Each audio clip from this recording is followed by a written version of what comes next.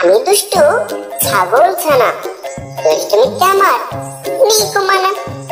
বাস করি আমি সুন্দরবনে, থাকি আমি খুশি মনে। খাই আমি পারজাত পাতা, বলি আমি নানান কথা।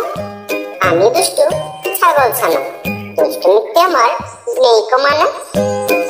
আজ সপ্তাহখানে শুধু একই মাঠের ঘাস খাচ্ছি। আমাদের মতো ছাগলের একই ধরনের ঘাস খেতে কি আর ভালো লাগে? যাই, আমি বরং জঙ্গল পার হয়ে পাশের মাঠে যাই। ওইখানে কি নতুন নতুন খাবার খাওয়া যাবে। যাই, আমি তাড়াতাড়ি যাই। ছাগল ছানা পাশের মাঠে যাওয়ার জন্য জঙ্গলের ভিতর দিয়ে চলতে লাগলো। অন্যদিকে এই যোগে এসে পড়লাম রে বাবা। সকাল থেকে কয়েক মাইল হাঁটলাম, কিন্তু আমার সাধ্য অনুযায়ী কোনো শিকারি খুঁজে পেলাম না। কি আর করা যাবে, খুঁজতে খুঁজতে দেখি কিছু একটা পাই কিনা।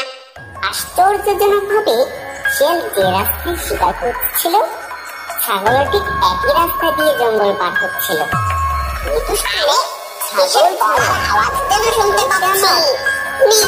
পরে গিয়ে দেখে আসি, করি আমি একটা সুন্দর থাকি আমি।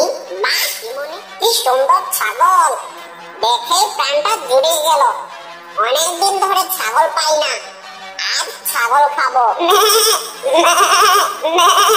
ও মা, আমি কোথায় এসে পড়লাম? হে আল্লাহ, আমাকে রক্ষা করুন।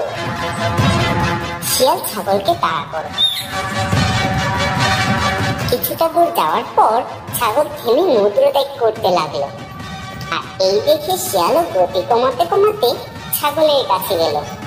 এই তো একটু দূর এসে হাঁপিয়ে পড়লে তো, চল আমার পেটে চল। আরে আরে আরে, থামো থামো থামো, খাওয়ার আগে একটা কথা তো শুনে নাও। ঠিক আছে, মরার আগে তুই শেষ কথাটা বলেই দে। আমি শুনলাম শিয়ালরা অনেক পণ্ডিত হয়। কি শিয়াল মহাশয়, কথাটা কি সত্যি? হ্যাঁ, তুই ঠিকই শুনেছিস, শিয়ালেরা অনেক পণ্ডিত হয়।